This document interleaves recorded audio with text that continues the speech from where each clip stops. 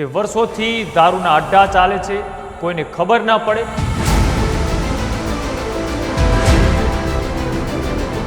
વર્ષ હતું 1977, વર્ષ આવ્યું 1989, વર્ષ આવ્યું 1990, 2009. 147થી વધુ ઘરોમાં માતમ છવાયો. ઘટના એની એ ગુજરાતમાં ફરી એક વખત બની. વર્ષ હતું 2022, શહેર હતું બોટાદ અને અમદાવાદનો એક ગ્રામ્ય વિસ્તાર.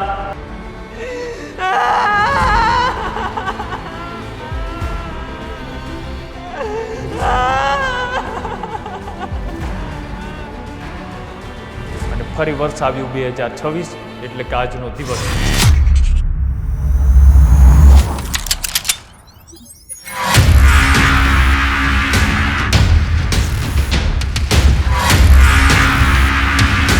દારૂ આવે કોઈને ખબર નથી, વેચાય કોઈને ખબર નથી, એ ઝેર બને કોઈને ખબર નથી.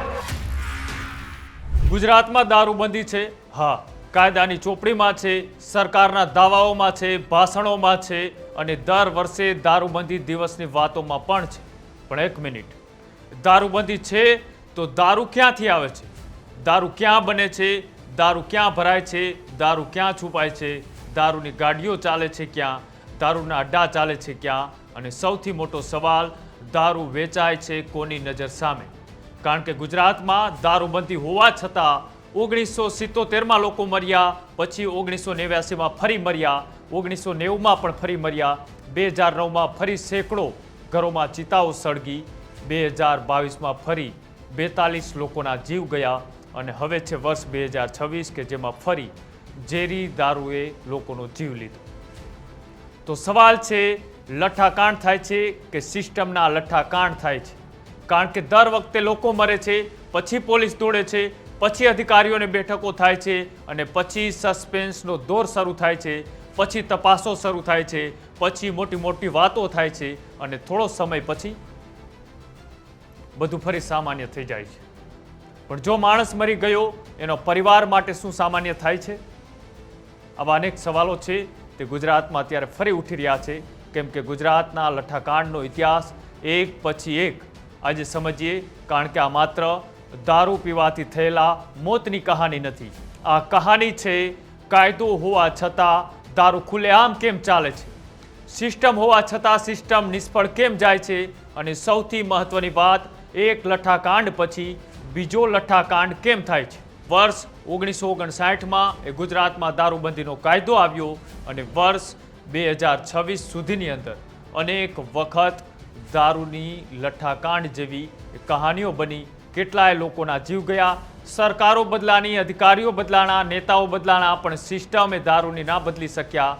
અને ગુજરાતની અંદર દારૂના લઠ્ઠાકાંડના કારણે અત્યાર સુધીમાં 400 કરતાં પણ વધારે લોકો એ મોતને ભેટ્યા છે. કોના કારણે? સરકારની ફેલિયર સિસ્ટમના કારણે. હવે આખી આ કહાની સમજીએ કે ગુજરાતની અંદર ગુજરાતનો લઠ્ઠાકાંડનો ઇતિહાસ શું છે, અત્યાર સુધીમાં કેટલા લઠ્ઠાકાંડ થયા અને કયા કયા શહેરમાં થયા અને ત્યારબાદ ફરી આજે શું પરિસ્થિતિ છે.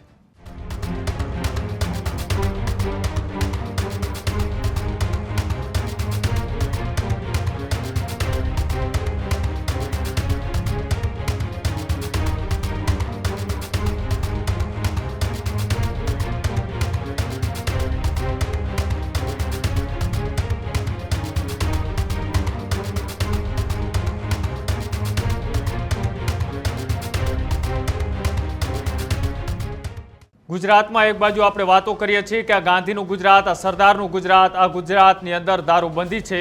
પણ ગુજરાતની અંદર દારૂબંધી ક્યાં છે? તો ગુજરાતમાં દારૂબંધી કાયદાઓમાં છે, કાયદાના ચોપડે છે, પોલીસ અધિકારીઓના મોઢે છે, નેતાઓના મોઢે છે, સરકારના મોઢે છે, ભાષણની અંદર પણ વાતો છે. પણ ખરેખર ગુજરાતની જમીન ઉપર દારૂબંધી છે કે કેમ? અને જો ગુજરાતની અંદર ખરેખર કડક દારૂબંધી હોય તો ગુજરાતનો એ ભૂતકાળથી લઈ અને અત્યારે વર્તમાન પરિસ્થિતિમાં કેટલી વખત લઠ્ઠાકાંડ થયા અને આ લઠ્ઠાકાંડ પછી ગુજરાતમાં શું બદલાયું તેની વાત કરીએ તો વર્ષ હતું 1977. અમદાવાદના સારંગપુરની અંદર કે જે વિસ્તારની અંદર એક મોટો લઠ્ઠાકાંડ થયો આ ઘટનામાં 101 લોકોના જીવ ગયા અને સાથે જ 200થી વધુ લોકો આ લઠ્ઠાકાંડના કારણે અસરગ્રસ્ત થયા. લોકોએ ઝેરી ભેળસેળનો દારૂ પીધો હતો.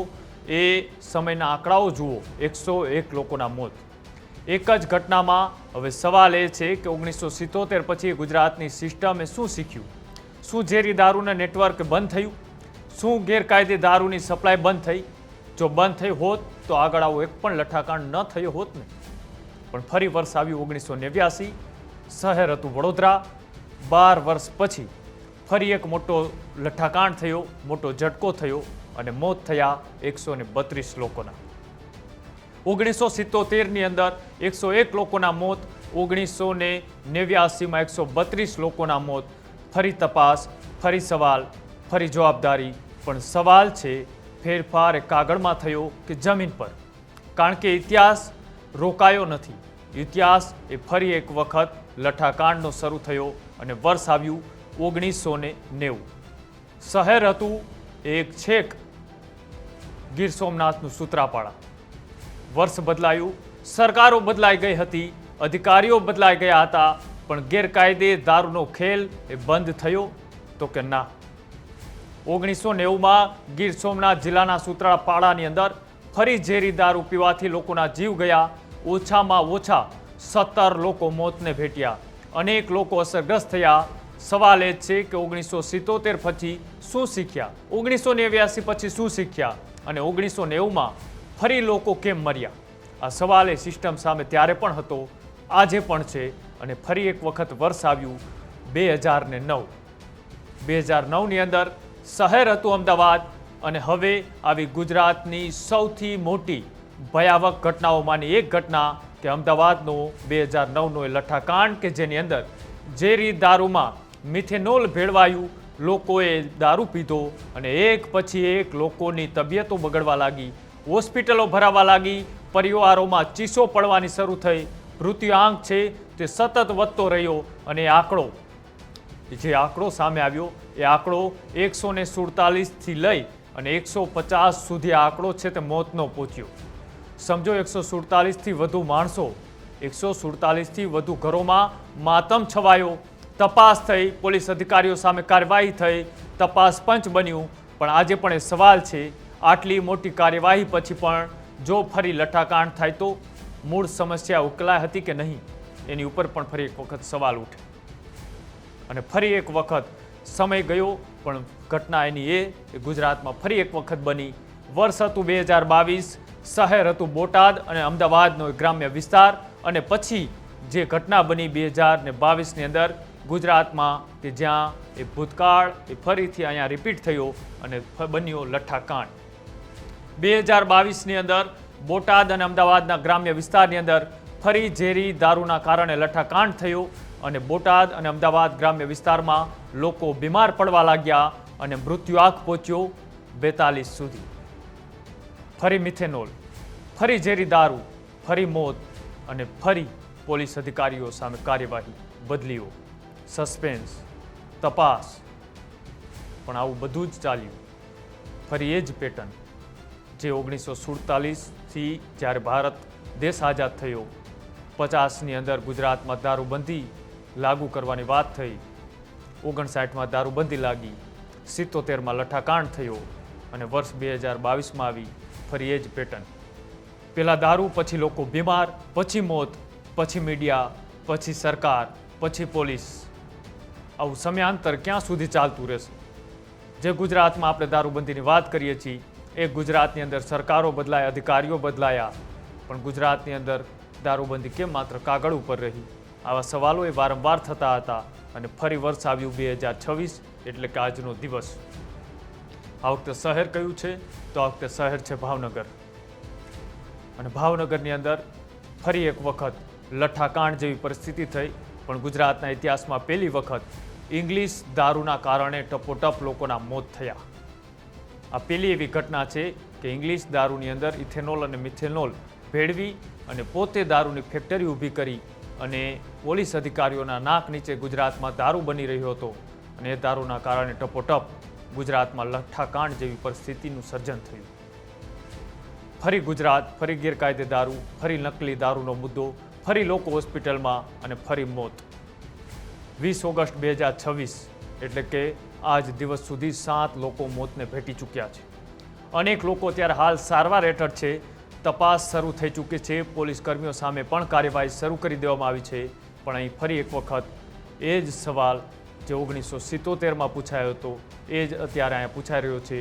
લોકો મર્યા પછી શું બદલાયું? લોકો મર્યા પછી સિસ્ટમની દારૂ દેખાય છે. લોકો મર્યા પછી જ બુટલેગરો દેખાય છે. લોકો મર્યા પછી જ અડ્ડાઓ દેખાય છે. આખી ઘટનાએ 1977થી લઈને અત્યાર સુધીમાં અનેક વખતે સવાલો કરી ચૂકી છે કે હવે ફરી એક વખત શું બદલાયું? 1977થી લઈને 2026 સુધી આ મોટા લઠ્ઠાકાંડમાં લગભગ 446થી વધુ લોકો એના જીવ ગયા છે. પણ દારૂ બંધ થયો તો કે ના? બુટલેગરો બંધ થયા તો કે ના? ઝેરી દારૂની જે ખાતરો હતી એ બંધ થઈ કે તો કે ના? તો પછી આટલા મોત પછી બદલાયું શું ગુજરાતમાં? દરેક વખતે લોકો મરે પછી રેડ પડે, પછી અધિકારીઓના સસ્પેન્સનો દોર શરૂ થાય, પછી બદલીઓ થાય, પછી તપાસ થાય, પણ થોડા સમય પછી ફરી બધું એનું એ જ. 1977ની અંદર સવાલ ઉઠ્યા હતા. ફરી ગુજરાતમાં સમયાંતરે લઠ્ઠાકાંડ થતા રહ્યા અને 2026માં એ ભાવનગર શહેર કે જ્યાં ઇંગ્લિશ દારૂની અંદર મિલાવટ કરી અને દારૂ વેચવામાં આવ્યો અને તેના કારણે 7 કરતાં વધારે મોતને ભેટી ચૂક્યા છે. હવે જવાબદારી કોની? જવાબદારી કોની એ સવાલ ત્યારે પણ ઉઠ્યો, અત્યારે પણ ઉઠ્યો. જ્યારે જ્યારે આવી ઘટનાઓ બને ત્યારે જવાબદારી કોની સવાલ ઉઠાવવામાં આવે. પણ માત્ર 1-2 પીઆઈ દરજાના અધિકારીઓ અને 4થી 5 પોલીસ કોન્સ્ટેબલોને સસ્પેન્ડ કરી અને આ સિસ્ટમ એવું બતાવવા માગે છે કે સિસ્ટમ કડકમાં કડક કાર્યવાહી કરી રહી છે. પણ જવાબદારી શું આટલા લોકો ઉપર કાર્યવાહી કરવાથી નક્કી થઈ જાય છે? ખરેખર જવાબદારી કોની? સરકારની જવાબદારી છે કે કાયદાનો અમલ થાય. પોલીસ અને અધિકારીઓની જવાબદારી છે કે ગેરકાયદે નેટવર્કને સમય સાથે કેમ રોકવામાં આવે. પણ સૌથી મોટો સવાલ એ જ છે કે વર્ષોથી દારૂના અડ્ડા ચાલે છે, કોઈને ખબર ના પડે એવું બને? દારૂ આવે કોઈને ખબર નથી, વેચાય કોઈને ખબર નથી, એ ઝેર બને કોઈને ખબર નથી અને લોકો મરે કોના પાપે? તો આ સિસ્ટમના પાપે. સિસ્ટમના પાપે લોકો મરે ત્યારે સવાલ હંમેશા એ સરકારને જ થાય. અને વાત એ માત્ર લઠ્ઠાકાંડની નથી. ગુજરાતનું યુવાધન એ નશાની હાલતમાં અત્યારે ફસાઈ રહ્યું છે. નશાની હાલતની અંદર બરબાદ થઈ રહ્યું છે. દારૂ હોય કે બીજો નશો, એક યુવાન નશામાં ડૂબે એટલે માત્ર એક વ્યક્તિ બરબાદ નથી થતો, એક આખો પરિવારે બરબાદ થાય છે. માતા પિતાની આશા તૂટે છે, પરિવાર તૂટે છે, ભવિષ્ય બરબાદ થાય છે. તો સવાલ એ છે નશો યુવાઓ સુધી પહોંચે જ કેમ છે? અને જો નશાનો વેપાર બંધ કરાવવાનું એ તંત્ર કામ નથી કરી શકતું, તેની અંદર નિષ્ફળ છે, તો નેટવર્ક ફરી ઊભું કેવી રીતના થઈ રહ્યું છે? સરકાર એક બાજુ દાવા કરે છે કે કરોડો રૂપિયાનો દારૂ પકડવામાં આવે છે. 2024માં 82 લાખ બોટલ પકડાય, 2025માં 1.11 કરોડ દારૂની બોટલો પકડાય. ગુજરાતમાં હર ચોથી સેકન્ડે એક દારૂની બોટલ પકડાઈ રહી છે. તો આ તંત્રની સફળતા ગણવી કે આ તંત્રની નિષ્ફળતા ગણવી? જો તમે નશાનો વેપાર બંધ કરાવી નથી શકતા તો પછી આટલા મોટા આંકડાઓ સામે તમે વાહવાઈ શા માટે લૂંટો છો? એ પણ સવાલ ઉઠી રહ્યો છે. અને ફરી એક વખત ભાવનગરની એ ઘટનાએ તમામને હચમચાવી દીધા. પોલીસ અધિકારીઓની કામગીરી, સરકારની મોટી વાતો ઉપર આ તમાચો મારનારી ઘટના ફરી એ જ ગુજરાતની અંદર બની છે કે આપણે કહીએ છીએ આ ગુજરાત એ ગાંધીનું ગુજરાત છે, આ ગુજરાત એ સરદારનું ગુજરાત છે. અહીંયા દારૂબંધી છે, પણ અહીંયા કેવી દારૂબંધી છે એ ફરી એક વખતે ભાવનગરમાંથી ઉજાગર થઈ. 1977માં 101 મોત થયા. 1989ની અંદર પણ 132 લોકોના મોત થયા. તેમ છતાં એ સિસ્ટમ ના બદલાય અને 1990ની અંદર 17 લોકોના મોત થયા. કોના કારણે? સિસ્ટમના પાપે. તેમ છતાં લોકોએ કહ્યું કે હવે સિસ્ટમ બદલાશે. સિસ્ટમ ન બદલાની લઠ્ઠાકાંડનો એ ઇતિહાસ ફરી એક વખત દોહરાયો અને વર્ષ આવ્યું 2009.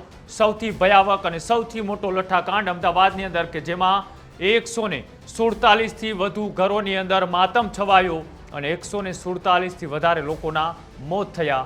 અને વર્ષ આવ્યું ફરીથી આ ટેકનોલોજીનો જમાનો, જ્યાં સરકાર પાસે મોટી મશીનરીઓ છે, મોટી મોટી એજન્સીઓ છે, એલસીબી છે, એસીબી છે, પોલીસ અધિકારીઓ છે, એસએમસી છે, ક્રાઇમ બ્રાન્ચ છે, તેમ છતાં 2022ની અંદર 42 લોકોના મોત થયા. કયા કારણે? તો આજ ગુજરાતની અંદર દારૂબંધી વચ્ચે લઠ્ઠાકાંડના કારણે. અને હવે ફરી આવ્યું વર્ષ 2026. આ વર્ષ એ ફરીથી લઠ્ઠાકાંડના મોતનું વર્ષ.